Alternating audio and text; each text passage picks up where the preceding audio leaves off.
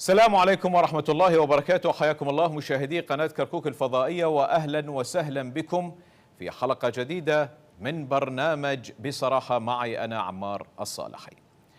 كركوك وإدارة كركوك الجديدة تنطلق نحو خدمة المواطن في مرحلة جديدة ينتظرها الشارع الكركوكي في محافظة كركوك بعد الانتخابات وبعد التشكيلة الجديدة التي حصلت في محافظة كركوك. باشر مجلس محافظة كركوك بأعماله، وقبله بأيام باشر السيد ريبوار طه كمحافظ لكركوك. أيضا الجميع ينتظر التحاق بقية الأحزاب والكتل للتشكيلة الجديدة لمجلس محافظة كركوك. هناك تطلعات، هناك آفاق جديدة، هناك أفكار، هناك مشاريع تنتظر كركوك. المواطن في محافظة كركوك على أمل كبير في الإدارة الجديدة، وهناك تفاؤل كبير بأن الإدارة الجديدة سوف تتقدم بكركوك نحو الأمام. كل هذه المحاور في الجانب السياسي والجانب الخدمي وما سينتظر كركوك خلال الأيام القادمة سوف أطرحها على ضيفي الكريمين، الدكتور ناظم الشمري الأمين العام لهيئة الرأي العربية في كركوك. حياك الله وأهلا وسهلا بك ضيفا عزيزا علينا في برنامج بصراحة. أيضا السيد هداية طاهر نائب مسؤول مركز تنظيمات كركوك للاتحاد الوطني الكردستاني. حياك الله وأهلا وسهلا بك ضيفا عزيزا علينا في برنامج بصراحة. خليني أبدي وياك دكتور، شلون شفت التشكيلة الجديدة لإدارة كركوك؟ بسم الله الرحمن الرحيم. تحية لك ولضيفنا الكريم ولمشاهدي قناتكم الكرام في كل مكان. بصراحة وبرنامجكم أيضا عنوانه بصراحة. يعني كنا نتأمل كثيرا، وكركوك تشهد انتخابات لأول مرة منذ ما يقارب 20 عاما. نعم. أن لا تكون المخرجات بهكذا طريقة. كلنا كنا على أمل أن يشترك الجميع بإدارة شاملة جامعة لا تستثني أحد ولا تقصي أحد ولا تهمش أحد. وقبل ذلك لكن صدمنا بصراحة بما حصل في جلسة عقدت خارج كركوك، وكركوك كانت آمنة ومستقرة وليس هناك أي مانع يعيق عقد الجلسة في مجلس محافظة كركوك. وعقدت الجلسة الأولى في محافظة كركوك قبلها بأيام، واتفق الجميع على أنه يستمر في هذه الجلسة ويتم مشاركة الجميع في حكومة يشترك فيها جميع مكونات وجميع القوى. احنا كهيئة رأي منذ الانتخابات، يعني منذ أن ظهرت نتيجة الانتخابات كان طرحنا واضح. نعم. صحيح كمكون عربي أنه احنا كنا ندعو أنه يكون المحافظ على اعتبار المنصب الأول من استحقاق المكون العربي لاعتبارات كثيرة. كنا مقتنعين ولا زلنا مقتنعين فيها أنه نقول أنه المكون العربي باعتباره الأخ الأكبر في كركوك نجح في إدارة محافظة كركوك من الفترة من 17 لحد إجراء هذه الانتخابات.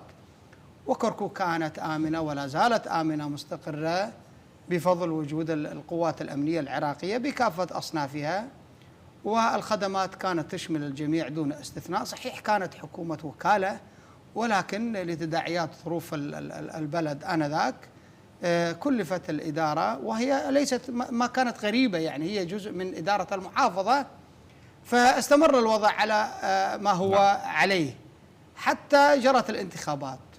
فكنا نعتقد أنه كمكون عربي أنه احنا جايبين 5 مقاعد على اعتبار أنه التحالف العربي وتحالف القيادة هم دخلوا الانتخابات بكتلتين تحت غطاء واحد، يعني كتلة واحدة، فحصلوا على 5 مقاعد. بالمقابل حزب الاتحاد الوطني حصل على 5 مقاعد. كلنا كنا نتأمل أن يجلس الحزبين أصحاب المركز الأول نعم للدخول في مفاوضات وحوارات. خليني هذه النقطة أحولها للسيد هداية طاهر. اليوم المنصب الاتحاد الوطني الكردستاني منصب محافظ كركوك، الشيخ الدكتور قال كنا نتمنى أن لا يكون هناك إقصاء أو تهميش. أبواب الاتحاد الوطني الكردستاني مفتوحة للجميع. اليوم الاتحاد الوطني الكردستاني والسيد ريبوار طه أبوابه مفتوح للجميع، لديه مهمة أخرى هي احتواء الجميع للالتحاق من قبل بقية الأحزاب بتشكيلة الإدارة الجديدة في محافظة كركوك. تحياتي لك والدكتور، أهلا وسهلا بي ولجميع المشاهدين الكرام. حقيقة قضية كركوك هي قضية نستطيع أن نقول محصورة لأهل كركوك. نعم. مثل ما تفضل الدكتور بأنه أكثر من 18 سنة ما جرت انتخابات مجلس محافظة، ونرى بأنه هذه العملية اللي شارك به مدينة كركوك تدخل في تاريخ جديد، ونستطيع أن نقول فتح صفحة جديدة، وذلك ل يعني إتمام كل المكونات في شراكة هذه إدارة كركوك. الاتحاد الوطني الكردستاني حتى في برنامج الانتخابي وحتى في يعني أثناء الانتخابات يعني كان أحد النقاط الأساسية اللي كان يرتكز عليه هو مشاركة جميع الكتل الفائزة وجميع المكونات في إدارة كركوك. هذا كان يعني لها أهمية عند الاتحاد.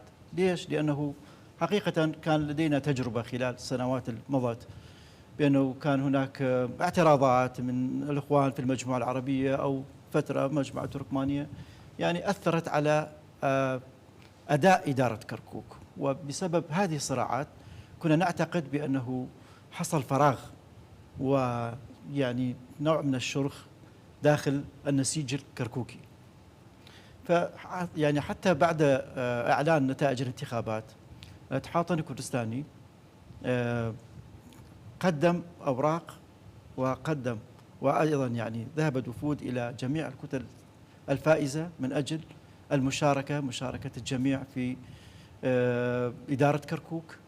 وكان مثل ما قلت بأنه كان نقطة مهمة عند الاتحاد بأنه كل الكتل وكل المكونات تشارك في إدارة كركوك. لكن للأسف يعني فوجئنا أيضا يعني بأنه هناك كتلة أو جهة تحاول أنه لم مجموعة من أعضاء مجلس المحافظة من أجل أنه تهميش وإقصاء الاتحاد الوطني الكردستاني من مشاركته في إدارة كركوك. مع العلم الاتحاد الوطني الكردستاني القائمة الأولى على مستوى كركوك بحكم أنه هي قائمة وحدة.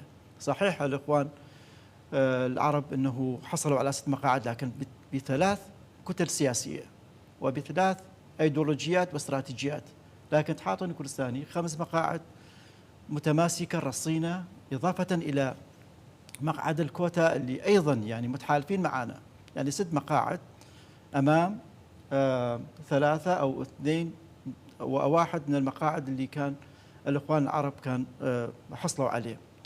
لكن مع هذا يعني في كل هذه الفترة ال7 أشهر اللي مرت كنا نحاول جاهدا مع كل الإخوان وكل الكتل السياسية أنه نريد يكون المشاركة مشاركة فعلية، ونحن بحكم أنه كاستحقاق انتخابي من حقنا أنه نحصل على منصب المحافظ.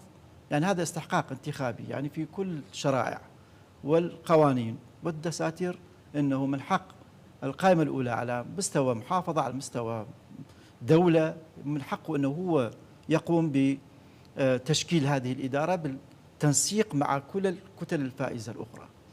لكن يعني إلى آخر لحظة بالتنسيق وليس صفقة بالتأكيد إلى آخر لحظة ما يعني حتى صار يعني من عقدت مجلس محافظة عقد اجتماع الأول كان أيضا هناك مؤامرة يعني على الاتحاد الوطني الكردستاني، لكن بالدقائق الأخيرة علم به الاتحاد بأنه كان هناك اتفاق أكثر من 9 أو 10 من اخوان اللي كانوا موجودين بالمجلس انه يعقدون جلسه ويختارون رئيس المجلس والمحافظ دون الاتحاد الوطني الكردستاني. نعم. لكن سيد هداية، سوف نعود إلى هذه النقطة، لكن أشرت دكتور إلى نقطة الصفقة. بشكل عام ما تشكيلة الحكومة هي مبنية على صفقات. لو ننتقل إلى الجانب العربي أيضا قد تكون هناك كانت صفقة، وكان هناك اجتماع في أربيل مع السيد مسعود بارزاني من قبل الكتلة العربية وأيضا الجبهة التركمانية وأيضا الحزب الديمقراطي لتكوين جبهة مقابلة وأخذ منصب المحافظ، وبالتالي الحراك السياسي والصفقات السياسية هي مشروعة، وهكذا تسير الحكومة. أستاذ العزيز، احنا في كركوك، وأنا قلت لك أنه أنا كان طرحي واضح.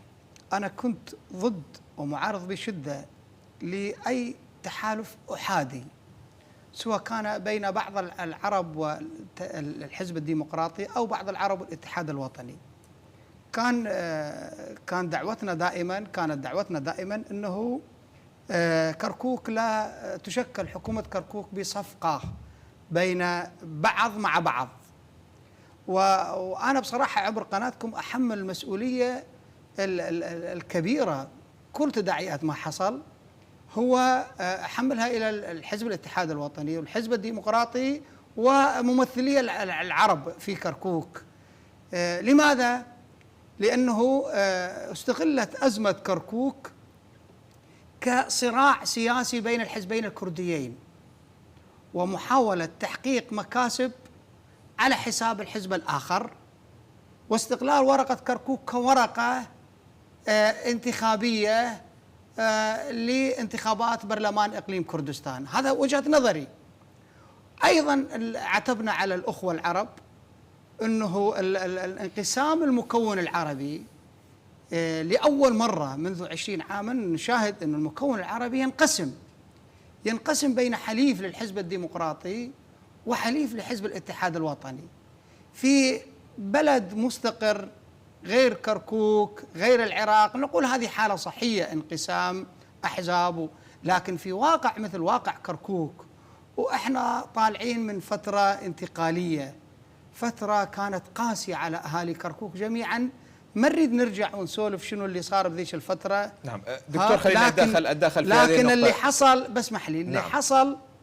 اللي حصل هي عملية إقصاء من قبل حزب الاتحاد الوطني بالدرجة الأولى للحزب الديمقراطي. هي عملية إقصاء من بعض العرب لزملائهم من الأخوة العرب أيضا ممثلين في مجلس المحافظة.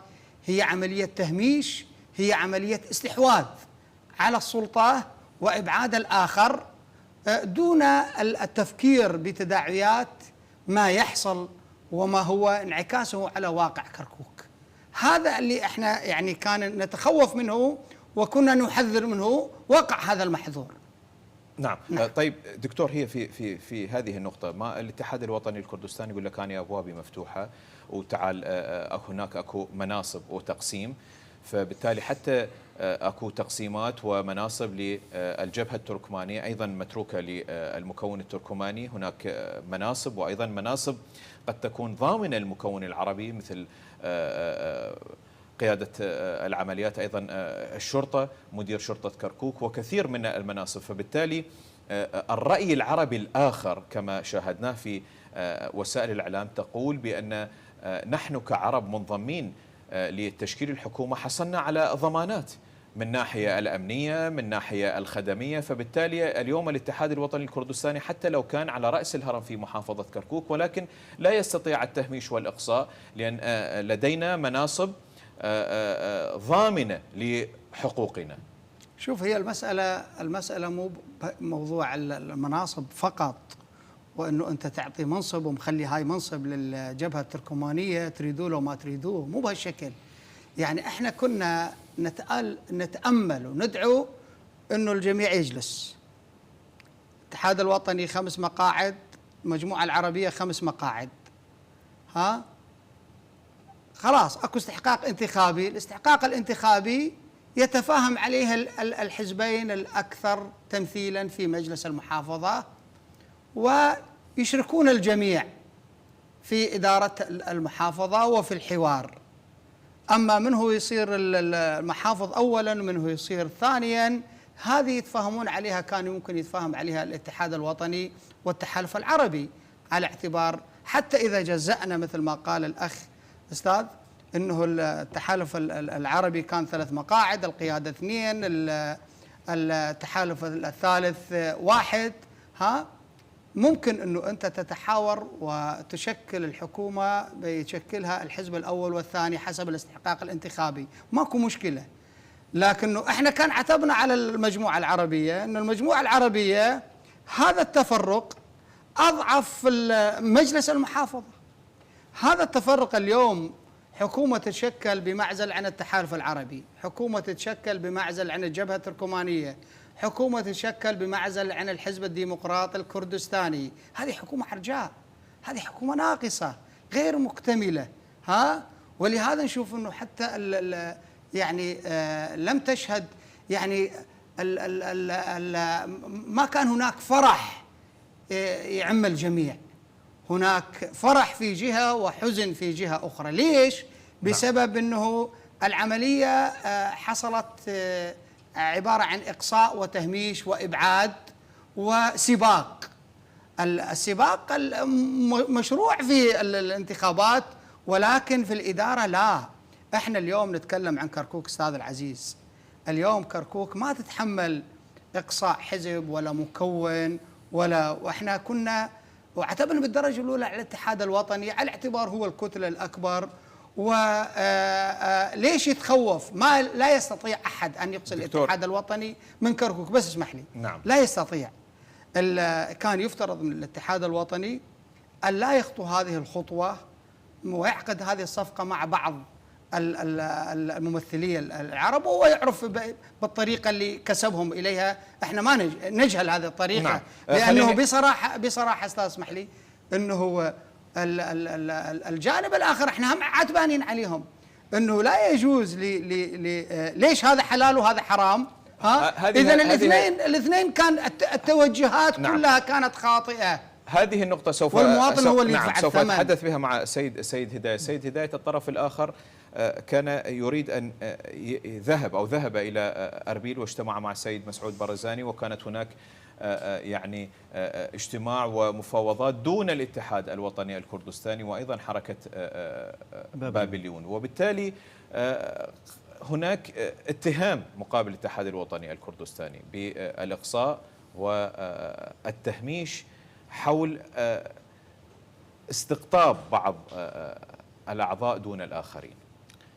شوف أستاذ، أنا من البداية قلت بأنه الاتحاد الوطني الكردستاني عرض البرنامج على كل الكتل السياسية، وكان يهمه أن كل الكتل السياسية تشارك وتتفاوض مع بعضها من أجل المشاركة الفعلية. لكن يعني في نفس الوقت يعني بعد 8 أشهر محاولات وإجهادات، رأينا بأنه يعني الأخوة في التحالف العربي التجأوا إلى حزب الديمقراطي الكردستاني بدون أنه يعني يعتبرون للاتحاد الوطني الكردستاني أي اعتبار. ليش؟ يعني هذا الخطأ الأول. احنا كنا نرى بأنه وجود هذا الفراغ الإداري والرقابي في كركوك كان له تأثير سلبي على المواطن في كركوك. يعني أبسط شيء، في الآونة الأخيرة الأشهر الأخيرة سلبت الصلاحيات السيد راكان بحكم أنه صار عضو مجلس. حتى موظفين ديوان المحافظة في شهر ما استلموا رواتب، يعني ماكو إدارة معقولة بمدينة كركوك بعد مخاض وبعد 18 سنة. الناس كركوك، يمكن كركوك بحكم أنه تحمسهم لإدارة جديدة ولمجلس جديد، كان المحافظة على مستوى العراق الأول على مستوى العراق من حيث المشاركة. شوف، يعني في نفس الوقت يعني كنا دائما نريد أنه نجلس مع الإخوان لكن يبتعدون عنا، نقول لهم يابا تعالوا اقعدوا نشارك، احنا الكتلة الأكبر، اتفقوا ويانا. يعني بعد 8 أشهر يعني صبر. وفي الآونة الأخيرة يعني احنا كان يهمنا أنه هذا الفراغ الإداري يملى. زين، بعد 30 يوم اللي مثلا تحدد في بعد انعقاد أول جلسة. نعم. زين، كان يصير مشاكل إلى كثيرة المجهول. نعم. قانونية ودستورية. لكن الإخوان يعني من حرصهم، أنا أقول الإخوان اللي انضموا إلى تشكيل إدارة كركوك من حرصهم على مدينة كركوك وإدارة كركوك وملء هذا الفراغ الإداري، كان هذا أهم عندهم. لكن بالنسبة يعني للإخوان، بقية الإخوان التحالف العربي خاصة والحزب الديمقراطي الكردستاني والجبهة التركمانية في نفس الوقت، كان هناك توجهات أقليمية من أجل إبقاء مدينة كركوك على هذا الحال. أنا أقول هذا بصراحة وبمعلومات، يعني ماكو شيء يعني بدون معلومات. هسه يعني الفضاء الإعلامي واسع. نعم.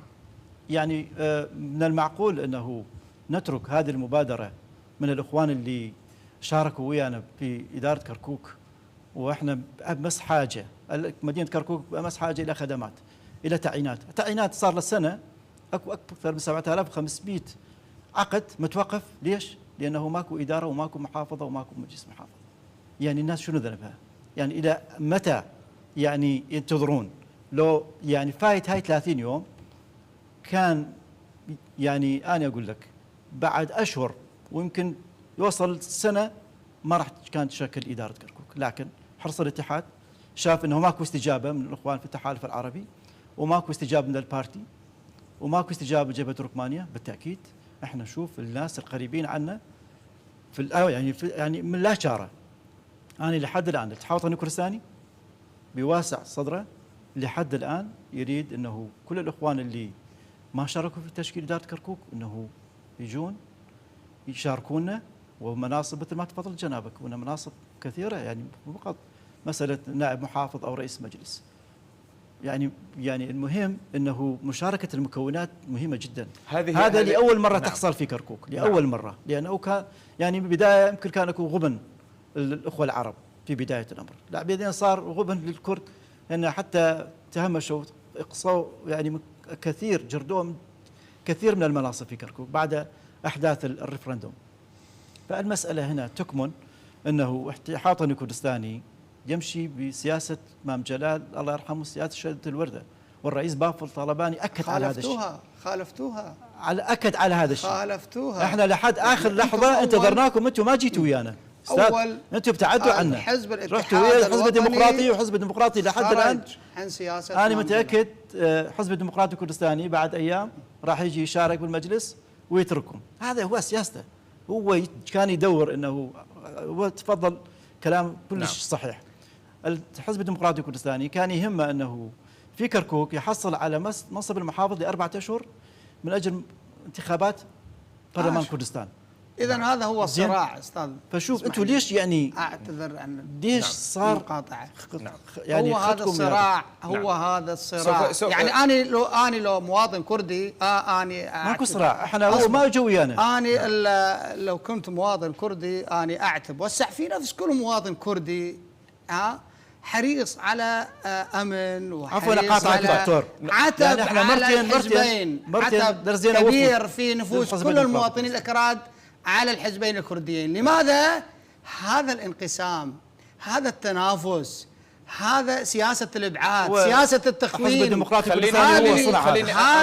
هذه أنا أعتبرها كمواطن هذه خيانة للشعب الكردي. نعم. خليني أتداخل في نقطة. الاتحاد الوطني الكردستاني ذهب إلى بغداد ولم يذهب إلى أربيل. الاتحاد الوطني الكردستاني ذهب مع رعاية الحكومة الاتحادية. لكن هذه مو برعاية أحد، هذه الجلسة لكن هاي الجلسة صارت في فندق، لا مكتب رئيس الوزراء ولا مكتب برعاية رئيس الوزراء ولا المكلف فندق الرشيد. دكتور ما شفنا حد برعاية فندق الرشيد. خليني أجي من الدولة اليوم لا من مكتب رئيس الوزراء. لا اليوم هي عبارة عن السوداني كلف الدكتور محمد تميم، وجو قعدوا 10 دقائق ربع ساعة وزعوا المناصب بيناتهم وصوروا وراحوا. زين. هي هذه بهالشكل. السيد السوداني كلف الدكتور محمد تميم، كلف الدكتور محمد تميم من المكون العربي. استاذ العزيز محمد تميم عراس ممثل نائب رئيس الوزراء، احد ساسة العرب في كركوك منذ 20 سنة، لكنه والمجموعة العربية جلسوا قبل الجلسة بساعتين، وقعوا على بيان، وهذا البيان كتبوا به بأنه راح يقاطعون الجلسة اللي دعا إليها الاتحاد الوطني في فندق الرشيد، وقعوه. أنا سأل واحد منهم وقعت الوقعة، وروح سد موبايلك وروح نام، ها تروح تجلس بدون علمي. ذنب منه؟ احنا نقول لك صفقة، أنا أقول لك هذه صفقة. نعم. لا برعاية دولة ولا برعاية فندق الرشيد. ها احنا عتبنا على الاتحاد الوطني. انت الاتحاد الوطني ابن كركوك، انت الاتحاد الوطني لك ثقلك ومكانتك بكركوك، ما تروح وراء اشخاص جايين بصفقة وتعقد معاهم صفقة وتشكل حكومة. نعم. ها انت يفترض اول ما تجلس مع الحزب الديمقراطي الكردستاني وطرح الحزب الديمقراطي الكردستاني، ما دافع عنهم. الحزب الديمقراطي ما قالوا احنا نريد محافظ من الحزب الديمقراطي. ها في حوارهم مع الحزب الاتحاد الوطني قالوا احنا كركوك لها وضع خاص. صحيح انتم جايبين 5 مقاعد، هم مقعدين، قالوا احنا نريد مرشح كردي مستقل. لو كان متفقين الاخوه، اسمح لي انا كمواطن كردي اذا انظر للموضوع بهالشكل، ها ليش اقول لك انا لو مواطن كردي ازعل على الحزبين، واني كعربي هم زعلان على الحزبين. ليش؟ نقول انتم يفترض تقولون يابا ما يخالف، هاي كركوك له وضع خاص خارج سباق بين الحزبين، خلاص نتفق على مواطن مستقل كردي من هذه الكفاءات. نعم. وجيب الحزبين وعندك 7 مقاعد ومعاك نعم. حليف ها الكوتا المسيحية 8. انت لو جايني ب8 وقايل لي اني 8 واريد مرشح محافظ كردي مستقل، اني احرج في ذلك الحين. واني ايضا عندي 8، يابا خلينا نجلس 8 ب8. لكن اللي صار يا استاذ العزيز، اللي صار هو عمليه. نعم. حتى هي صفقات. نعم، حتى وهي صفقات وهي سباق وهي صراع. نعم. وهي احنا اني حزب نعم. نفسي الاتحاد الوطني، هذا الحزب العريق الكبير، خلي الاتحاد الوطني يجاوب بس انه يخطوش خطوه نعم بدون ما يدرك شنو اللي راح يصير بالمستقبل. نعم. خلينا الاتحاد الوطني الكردستاني السيد هداية طاهر، هل الاتحاد الوطني الكردستاني اليوم السيد ريبوار طه محافظا لكركوك، ما هي الخطوة القادمة للاتحاد الوطني الكردستاني؟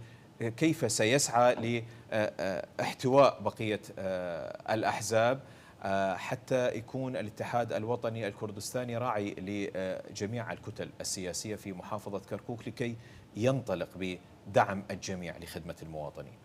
بس عندي توضيح لنقطة الدكتور. قضيتنا ويا الحزب الديمقراطي الكردستاني نعم. هي مسألة الحزب الديمقراطي الكردستاني يعني حقيقة مراوغ. إذا قضية مو قضية أنه كان يريد شخص مستقل، كان عندنا تجربة بعد أحداث 16 أكتوبر، اتفقنا ويا الحزب الديمقراطي الكردستاني قالوا جيبوا شخص مستقل. جبنا شخص قال هذا أوكي، راح نجيب المجلس ونصوت له وبعدين تراجعوا. احنا ليش دخلنا بالانتخابات؟ دخلنا هذا عملية ديمقراطية، ومن حق الحزب أنه من ينافس ويجيب أصوات. الأعضاء والجماهير لهذا الحزب يردون من عنده شخص يكون يمثل عن الاتحاد. يا أخي هذا ماكو يعني كركوك زين أو أربيل هم وضع خاص. شوف الحزب الديمقراطي يقبل أنه يصير واحد محافظ مستقل أو من هالقبيل هذا أبدا. قضية كركوك قضية احنا نشوفها بأنه في هذه المرحلة نفتح صفحة جديدة، ونرى بأنه أهل كركوك تعبوا، وأهل كركوك ما يعني حقيقة ما يستمر هذا الصبر لو ما تشكلت هذه الحكومة. ولحد الآن هذه الحكومة نقص، أنا أشوفها نقص. نعم. ليش؟ لأنه الإخوان في أي حال من الأحوال، حتى حزب يعني الاتحاد الوطني الكردستاني بعد تشكيل الحكومة أكدوا على أنه راح يتفاوضون مع الإخوان، بقية الإخوان اللي ما شاركوا بالجلسة. هذه النقطة التي تثار سيد هداية طاهر. هل هناك جهود مساعي من الاتحاد الوطني الكردستاني لاستقطاب بقية الأحزاب والكتل للانضمام إلى تشكيل؟ بالتأكيد بشكل رسمي. نعم. ببيان، وحتى على لسان رئيس الحزب أستاذ بافل أكد على أنه نحن نحاول حتى مع الحزب الديمقراطي مع الإخوان في التحالف العربي، لكن يعني للأسف يعني ما اجوا يعني أو ما كان هناك استجابة لهذا يعني طلب. فلهذا نرى بأنه إدارة كركوك يجب أن يكون بمساعدة الجميع وبتكاتف الجميع. والأستاذ ريبوار أكد أيضا في مؤتمر صحفي بأنه يعمل من أجل الكل، وليس من هو يعني ما يعتبر نفسه شخص كردي أو من الاتحاد الوطني الكردستاني. احنا سياستنا هذا سياستنا. وليش سياستنا مقبولة؟ ليش جبنا كل هاي الأصوات؟ حتى يعني قسم من الإخوان العرب والتركمان يعني صوتوا للاتحاد الوطني الكردستاني، لأنه سياستهم سياسة واضحة وغير ملعوبة. فلهذا نحن ننتظر أنه من يعقد الجلسة، ننتظر من الإخوان المشاركة كمناصب كمناصب سيد هداية. سوف أعود إليك سيد دكتور بس كمناصب اليوم التقسيم في إدارة محافظة كركوك كمناصب هل فقط خلوا للتركمان نعم. جبهة التركمانية. هل وزعت المناصب وفق المكونات، وفق الاستحقاق الانتخابي كاتحاد وطني؟ وفق المكونات، وليس الاستحقاق الانتخابي، وبالتالي كاتحاد وطني تعتقدون أن الجميع حسب المناصب أخذ أستاذ عمار أكو نقطة. نعم. قانون الانتخابات نعم مخصص الكركوك. نعم. هم التفوا عليها التفاق. الأخوة العرب والتركمان والحزب الديمقراطي ثبتوا هذا الشيء. يقول المكونات زين، ما يقول الأحزاب، يقول نعم. المكونات. ما زال اكو مكون عربي وكردي، واكو هذا الموقعين الشاغرين للتركمان والكرد آشور ايضا شاركوا. فلهذا هذه مكونات. فيعني حتى هسه مثلا الحزب الديمقراطي الكردستاني من يجي للمجلس من حقه انه يريد من الاتحاد المناصب الاخرى، يعني من حقه كمكون كردي. نعم. لكن يعني يحصل على الاستحقاقات اللي للمكون الكردي، المكون العربي ايضا والمكون التركماني. فلهذا فهكذا يعني المشكله وين تكمن؟ انه هناك عدم تنسيق ما بين الاخوه العرب فيما بيناتهم. لاحظا احنا نفس الشيء، لكن نعم. المشكله مو احنا كاتحاد. يعني الاستاذ لا الدكتور احنا حاولنا، انت المسؤول الاول. احنا حاولنا كثير. بس اعطيني مجال دكتور. احنا اللي نحملك المسؤوليه. دكتور انت ما نحمل المسؤوليه واحد جاي عليك سوف بس خليه يوصل الفكره. اكثر دزينا مرتين وفود على مستوى مكتب السياسي للحزب الديمقراطي الكردستاني، ما جاوبونا. الموجود الفرع في كركوك، وحتى اليوم يعني استاذ روان مسؤول المربد راح يشاركهم بالاحتفاليه. وقبلها ايضا كان هناك اجتماع على اساس الاحزاب الكردستانيه شارك فيه حتى يعني مسؤول فرع الحزب الديمقراطي الكردستاني. حتى مسؤول الحزب الديمقراطي اكد على انه يعني منصب المحافظ من استحقاق الاتحاد، وما تطرق الى مستقل او غير مستقل. لكن المشكله فوق، المشكله مو هنا. يعني قرار مركزي بيد السيد مسعود بارزاني، وللاسف يعني من جماعه الاخوان حتى يعني تكلم باسمنا، مع العلم هو يعني لا متفاوض ويانا ولا احنا عندنا يعني ممثل قاعد وياهم حتى يقول احنا عندنا 7 مقاعد. الرجل قايل انه هو نعم هو يتاجر مرشح. لا قايل نريد مرشح، يعني هذا استحقاق كردي واحنا رؤيتنا انه كردي مستقل. هاي الرجل هو قايل بهالكلام. ليش ما وافقت؟ نعم دكتور خليني هسه انتقل في الدقائق القادمه للمرحله المقبله. نظرتكم للمرحله المقبله، هل كركوك سوف تشهد عهد جديد؟ انتم متفائلين؟ نتامل، لكنه استاذ نعم. العزيز انا من اقول لك صفقه، انا ما اتكلم من فراغ. نعم. نعم. هي عباره عن صفقه تم الاستحواذ على كل الاستحقاقات المكون الكردي اخذوها الحزب الاتحاد الوطني، ما خلوا الحزب الديمقراطي كل شيء. بس المحافظه اخذها. اسمع بس المحافظه اخذنا. كل استحقاقات المكون العربي اعطوها للثلاثه اللي جو وياهم. ما خلوا اي شيء للتحالف العربي، فقط لانه اكو بقانون الانتخابات يلزمهم انه لازم تشرك كل المكونات. بقوا بعض المناصب للجبهه التركمانيه، يابا تريدوها تعالوا، ما تريدوها ترى نعطيها لغيركم. مو بهالشكل. لا مو غير. نعم مو بهالشكل. يعني هذه مغامره، هذه احنا ما نعتب. اصبر، انا جاي معاك بصفقه ما اعتب على بالصفقه. شلون جايبه، شلون عاقد صفقه معاه وقبل الانتخابات بعد هذا ما يعنيني. لكنه انت حزب عمرك عشرات السنين تنظر المستقبل كركوك، اداره حزب له امتداده وجوده بالبلد، يروح وراء اشخاص يعقد صفقه معاهم مع افراد، فقط لو يجلس مع مكون دكتور، جلس مع مكون، وكان هناك مثلا آراء. نعم، احنا ساعة نحكي بالمستقبل. نعم. الاخطاء اللي صارت في فندق الرشيد لازم تتصحح. نعم. عندك دقيقة دكتور حتى لا نرجع على ما هي الخطوات القادمة؟ ما المفروض أن يكون؟ الخطوات القادمة، حزب الاتحاد الوطني بما أنه هو الكتلة الأكبر الموجودة في مجلس المحافظة يفترض يقف على مسافة واحدة من جميع الأحزاب والمكونات اللي متكون منها مجلس المحافظة، ومو يوزع المناصب والاستحقاقات يعطي الأشخاص ويترك أشخاص آخرين يقول لهم لا احنا امن نعم. واستقرار. كركوك هو فوق الجميع. دكتور متفائل حتى يفترض يصححون. متفائل بالقادم. والله احنا كنا ثقة انه اول شيء عندنا ثقة بالقضاء العراقي، نعم. انه يقول كلمته.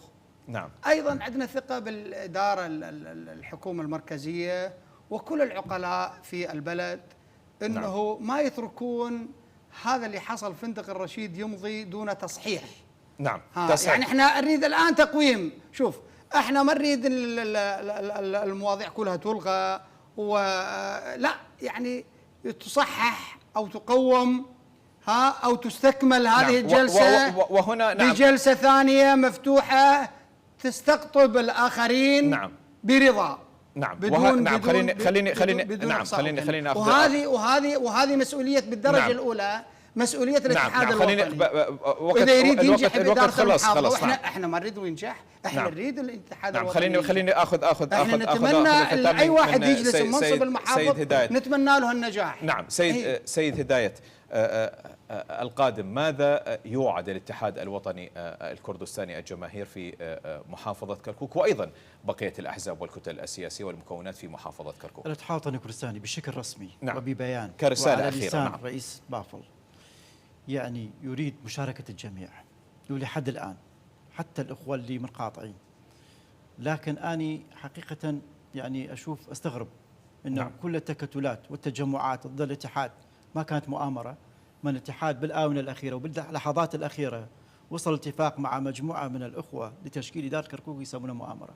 احنا يعني صارت مؤامرة ضد مؤامرة. لا مو مؤامرة. وعد سيد هداية، وعد للأحزاب السياسية والمواطنين في محافظة كركوك نكون على مسافة واحدة من جميع المكونات وجميع الأحزاب والكتل السياسية الفائزة في الانتخابات. وأنا يعني هذا ليس كلامي. شركها بالإدارة بالتأكيد راح يكون. تعالوا المشكلة انتم ابتعدتوا ما راح تجون، انتم ما تجون. نعم. أنا مراقب. إذا كوعد أخير متفائل سيد هداية القادم أفضل سيكون وعد؟ نحن متفائلين أنه نعم. المرحلة القادمة راح يكون مرحلة نعم. تكاتف وبناء مدينة كركوك نعم. وهذا يعني هذا ما يتمناه المواطن في محافظة كركوك. الدكتور ناظم الشمر الأمين العام لهيئة الرأي العربية في كركوك، أشكرك جزيل الشكر لانضمامك إلينا. أيضا السيد هداية طاهر نائب مسؤول مركز تنظيمات كركوك الاتحاد الوطني الكردستاني، أشكرك جزيل الشكر لانضمامك إلينا. أيضا مشاهدينا الكرام الشكر موصول إليكم. نلتقيكم في الحلقات القادمة من برنامج بصراحة. تحياتي وتحيات فريق العمل، السلام عليكم ورحمة الله وبركاته، إلى اللقاء.